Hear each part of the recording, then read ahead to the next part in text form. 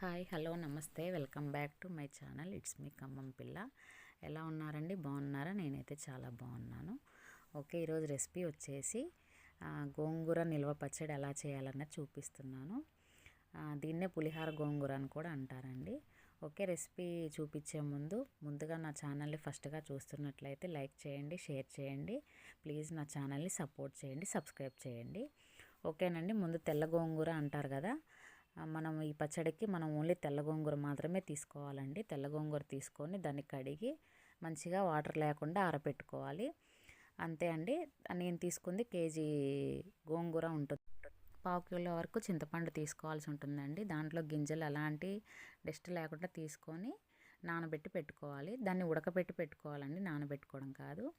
అంతే. దానికి మనం వచ్చేసి పావు కిలో పైన ఎండుమిరపకాయలు తీసుకోవాల్సి ఉంటుంది. కొద్దిగా కారం, పులుపు కాబట్టి కొద్దిగా కారము సరిపడా అంటే ఒక 1/2 కేజీ వరకు ఎండుమిర్చి తీసుకోవాలి.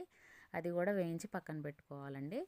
ఆ వేయించి తీసిన ప్యాన్లోనే మనం గోంగూర కూడా ఆయిల్ వేసుకొని దగ్గరగా, మీకు తెలుసు కదండి, దగ్గరగా ఉడకబెట్టుకొని పెట్టుకోవాలి. మనం ఎటువంటి తడి, వాటరు అలాంటివి ఏది కూడా యాడ్ చేయకూడదు.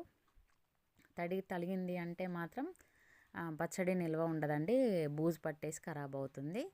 మనం మంచిగా దగ్గరుండి అది కూడా సిమ్ములో వేయించుకోవాలండి. అంటే మనం లో ఫ్లేమ్లో పెట్టుకొని వేయించుకోవాల్సి ఉంటుంది. గోంగూర మనం హై ఫ్లేమ్ పెట్టుకున్నాం అనుకోండి, అది టోటల్గా మాడిపోతుంది, ఉడకదనమాట, మాడుతుంది. కానీ ఓకేనా అండి, ఇది టిప్స్ అనమాట.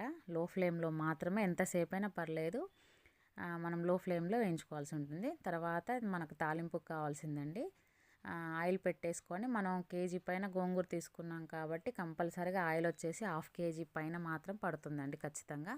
నిల్వ ఉంటుంది కాబట్టి ఆయిల్ ఎక్కువ కావాలి.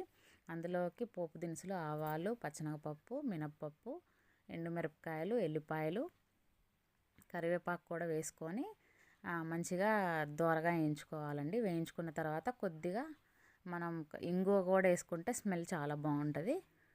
ఇంగువ కావాలనుకున్న వాళ్ళు వేసుకోండి, లేకపోతే లేదండి. ఇంగువ ఆరోగ్యానికి మంచిది కాబట్టి ఏ తాలింపులో వేసుకున్నా చాలా మంచిది.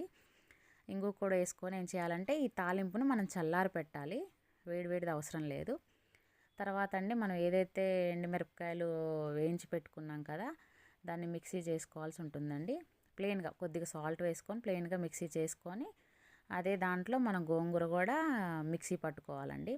నేను ఇందాక చెప్పాను కదా, చింతపండు పులిహోరలాగా ఏదైతే ఉడకపెట్టి పెట్టామో ఆ చింతపండు కూడా గోంగూరలో వేసేసి మనము మిక్సీ చేసుకోవాలి.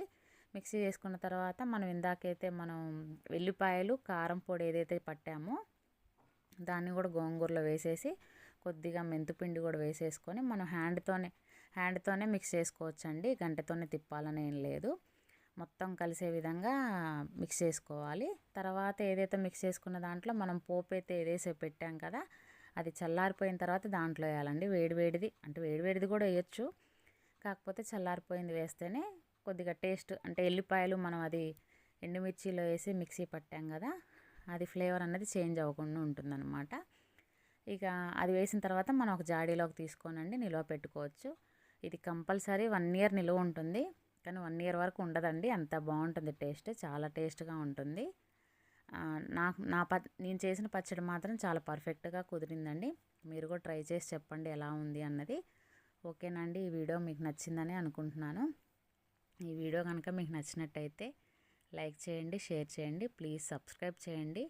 మీరు చేసే సపోర్ట్ నాకు ఇంకా వీడియోస్ తీసి నేను ఇంకా వీడియోస్ అప్లోడ్ చేయడానికి నాకు ఇంకా ఎంకరేజ్మెంట్గా ఉంటుందండి. ఓకేనా? ప్లీజ్ అండి, నాకు సపోర్ట్ చేయండి. మీ ఫ్రెండ్స్, ఫ్యామిలీ మెంబర్స్ కూడా షేర్ చేయండి. Okay, thank you.